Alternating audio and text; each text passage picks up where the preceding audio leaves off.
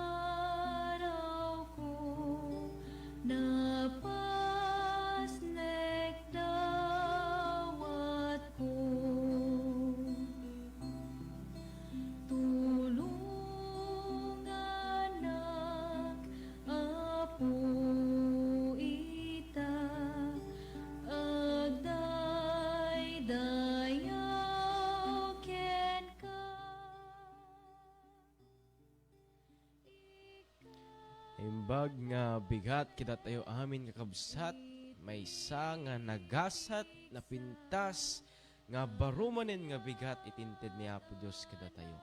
Ket pagyamanan tayo kakabsat ni Apo Diyos, tamaminsan pa'y ket inikan na tayo iti barumanin nga biyag. Ket kaya't ko ayo nga kablaawan kabsat iti good morning. Ket dito kabsat iti programa tayo tatabigat dito ng estasyon iti morning devotional. Ket siya kabsat ni Pastor Jefferson Miran nga isu nga usaren ni Apo Diyos data nga bigat nga agited manen ti mangibaga manen kada tayo para kada tayo amin iti napintas nga kari ni Apo Diyos kada tayo data nga bigat. Ngayon mga kabsat, bago tayo nga rugianan nga adalen iti saon ni Apo Diyos dawatek man nga datayo ket agtamed ti maysa nga kararag.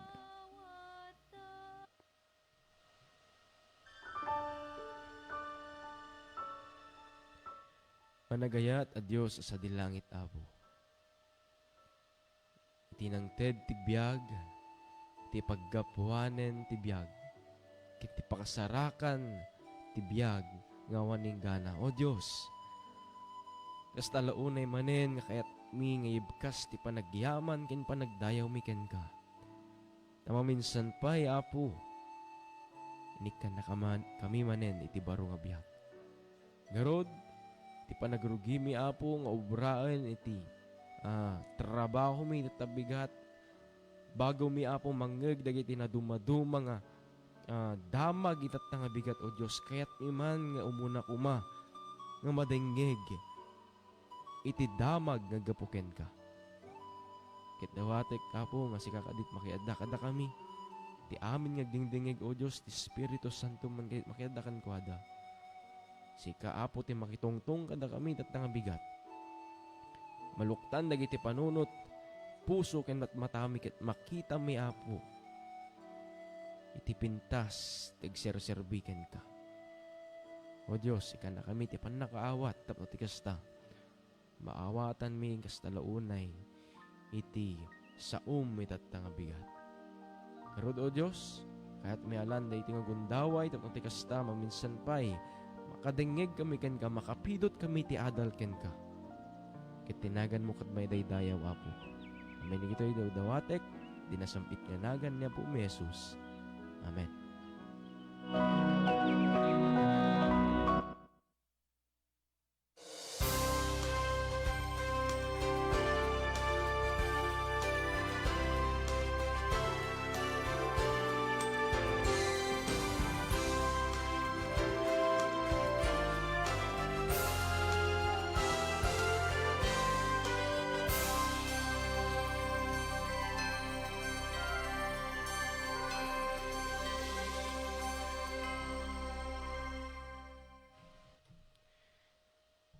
Maminsan pa'y may isa nga nagasat na imbag bigat kada tayo amin kabsat kanya gayem.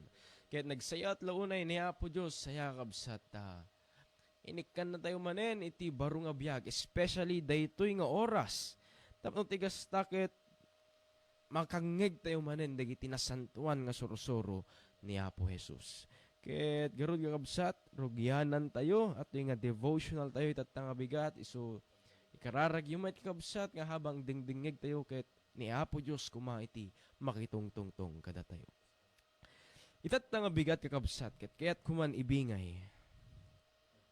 No kasano tayo ang masarakan iti pudpudno nga baknang. Patsendak kadi kakabsat na ibagak kada kayo, nga datayo, ket nabaknangin.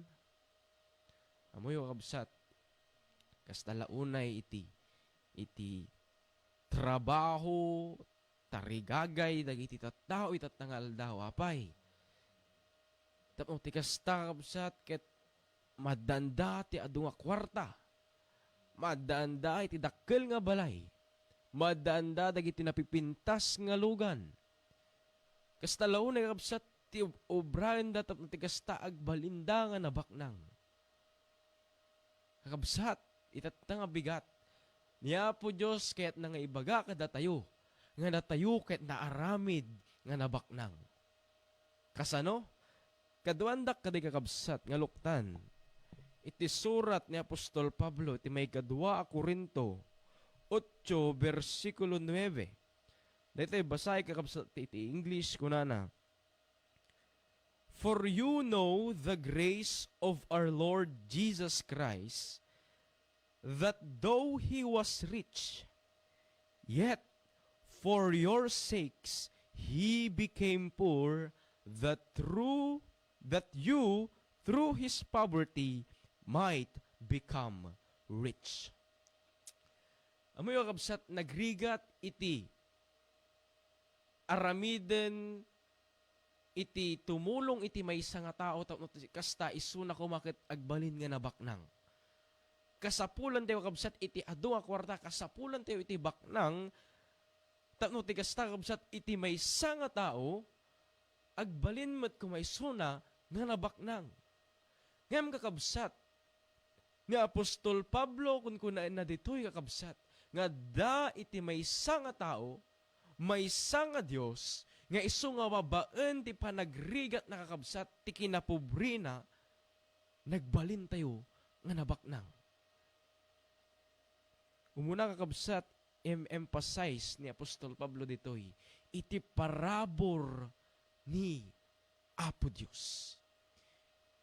It is through the grace of Jesus Christ that we became rich. Amoy kakabsat, panpanunutek launay, no kasano, no anyaya dagiti imbati ni Apo Jesus, ijay pagarian na kakabsat. Tapno ti kasta agbalin nga tao, agbalin nga napobre kakabsat na ti kasta ket datayo nga tattao agbalin nga nabaknang. You know, kakabsat, Jesus does not only focus us or interest. Jesus do not has this interest to us the prosperity in this world. Kakabsat, haan ti kayat ni Apo Jesus kakabsat ket haan tayo maaddaan iti baknang ditoy nga lubong kakabsat. Haan dayjay, it is more than that. Ni Apo Diyos kakabsat kayat na nga maaddaan tayo ti mas dakdakkel pay nga balay. Ni Apo Diyos kakabsat kayat na nga maaddaan tayo ti napatpateg pay nga kwarta. Ni Apo Diyos kakabsat ket kayat na nga madaan tayo iti kinaragsak nga haan nga masarakan dito nga lubong. That's how Jesus look in advance for us kakabsat. That's why through this grace, amoy kakabsat no, adalin tayo no kayat nga kayat ti sauan iti grace wenno parabor. Nagmayat kakabsat nga mangeg. Grace. Ti grace kakabsat. it is something that is freely give. Ti grace kakabsat, ti parabor ni Apo Dios, haan tayo kakabsat nga inyurnungan daytoy. Han tayo nga pinagrigatan daytoy. Han tayo nga ginatang daytoy. Han tayo nga mabalinsuktan daytoy kakabsat. Iti grace wenno iti parabor adatan, it is freely give. Kasatno tayo kakabsat nga naawat daytoy, basahin tayo. Ituloy tayo iti verse 9 ken kunana, for you know the grace of our Lord Jesus Christ. Kasatno nga naipakita daytoy nga parabor kada tayo kakabsat, that though he was rich, yet for your sakes he became poor. Iso nakakabsat ngam nabak ni Apo Jesus kakabsat ket nabaknang. Ngem gapo gabin kanyak, gapo ken ka para kada tayo kakabsat iti kinapobre ni Apo Jesus kuma ket isu ti agbalin nga baknang tayo. In short, Jesus wants us to be a heir. Jesus wants us to be His children. Jesus wants to extend His richness in heaven to us, kakabsat. Isu kasta datayo nga tattao that we are bound to death. Datayo nga tattao that we know only evil. But through this grace kakabsat ni Apo Dios, Apo Jesus, we will be made rich.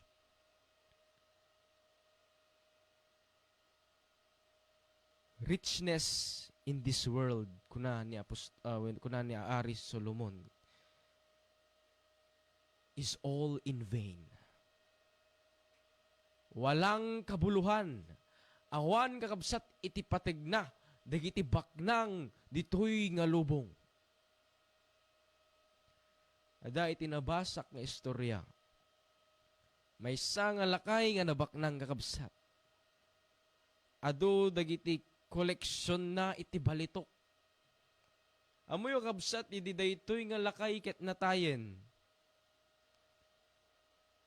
Iti panagpunpun na kakabsat ket inbingay na wenno inyala na insurot na dagiti daddu mga balitok nga koleksyon na.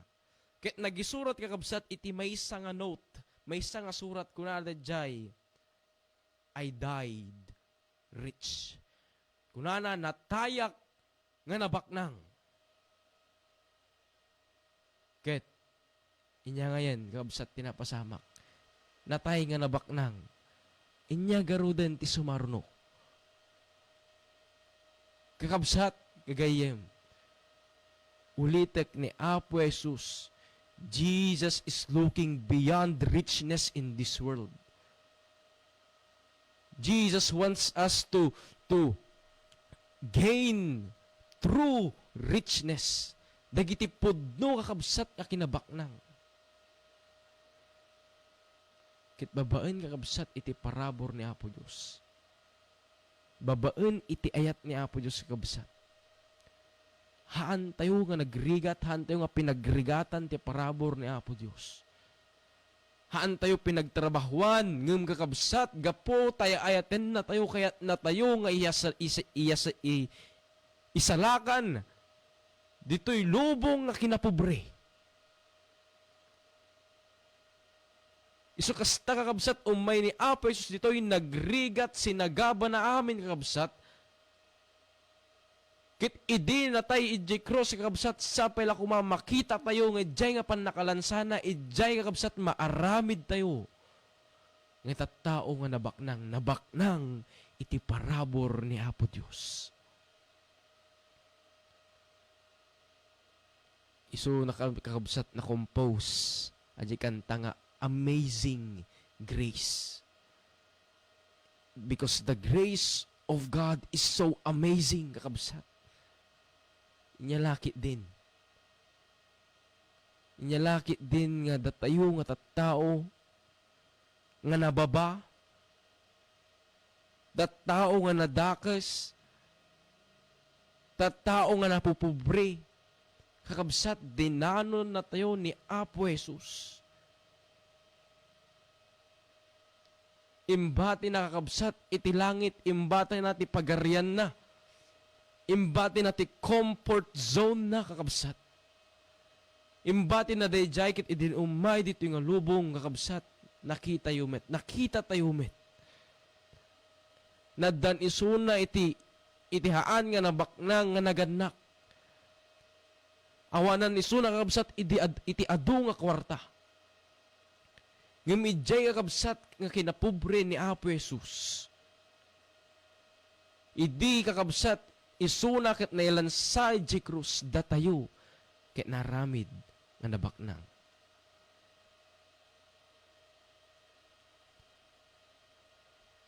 The poorest person in this world is not those people who do not have money. The poorest person in this world is those people who do not have God. Iso kakabsat, kahit na ang bahay natin ay parang kubo, kahit na ang ulam natin minsan ay paulit-ulit na lang natuyo,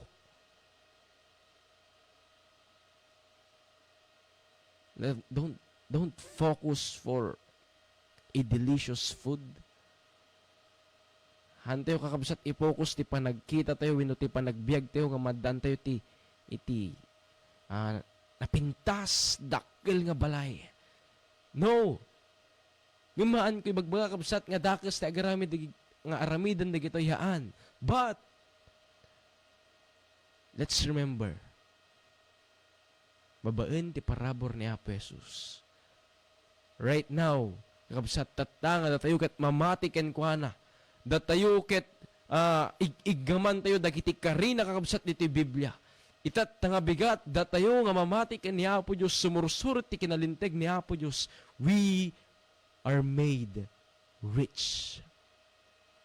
How? Because of His grace. Gapo iti parabor ni Apo Jesus. Kabsat kanyagayam.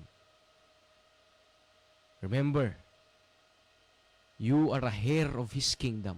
May saka kabsat nga tagapagmana iti napintas nga pagarian. May saka kabsat nga tagapagmana iti biyag nga awan patingganan kakabsat. Gapo ni Apo Jesus managparabor. Igaman tayo kadi kakabsat. Namnamain tayo kadi ti parabor ni Apo Jesus. Because the grace of God is so rich. God is so rich. Again, kakabsat, God do not want us to focus the richness of this world. Hindi kararag ko at nga bigat, ti panaglipas tayo. Just remember what is waiting for us up in heaven. Sa pila ni Apo Jesus, pabindisyonan na tayo, itata nga bigat. Bago tayo glipas, ikabsat, tayo man kit agtamed, ti panagkararag.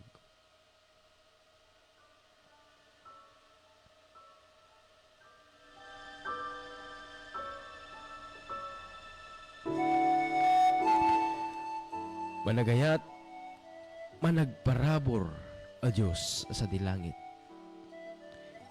Inyalakit din na po na kaimimbag ka kada kami.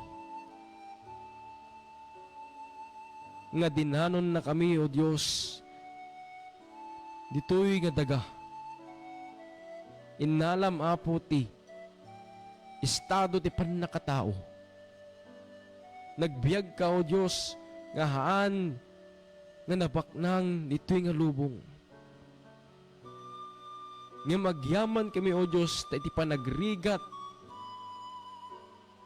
iti panagbalin mo nga may isa nga napanglaw dito'y nga lubong, O Diyos, da kami ket nabalinan. Nabalinan ngag may isa, ngagbalin nga nabaknang. Ta, O Diyos, napnuan ka iti parabor. Ket dayta nga parabor Apo isu tiinted mo kada kami. Nga isu nga nagbalin nga paggapuanan tibak nang mi. Garud o Dios tulungan na kami tamo ti kasta. Haan mi nga i-focus ti panagbiag mi wenno ti panagbaknang mi dito nga lubong because we are already rich, dear Father. Isugarod o Dios. Babaen ti parabor. Sapay la kuma. Ta amin kami to nga gagabsat agagayam. Ta kami nga mamatiken ka. Kit may surot to dita nga pagarian. Pagarian nga napnuan ti baknang. Nabaknang iti ayat. Nabaknang iti kaasi. Nabaknang iti pigsa. Nabaknang iti panagbiag o Diyos ta dita. Dita nga langit ngisot na kasagana. Ket pudno launay nga nabaknang. Tulungan na kami, Apo. Kag mataliklatakin ka. Amin na ito'y dawdawatin mi. Itinagan niya po Jesus. Amen. This is your Adventist World Radio.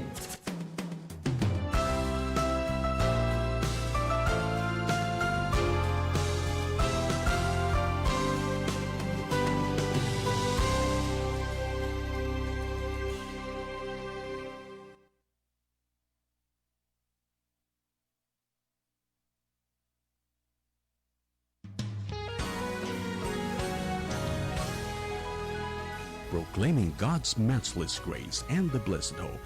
This is Adventist World Radio 88.5 FM. Yes, Dad and Mom are coming. I wish my parents will come too. The best way to spend time? It's with family. Adventists care.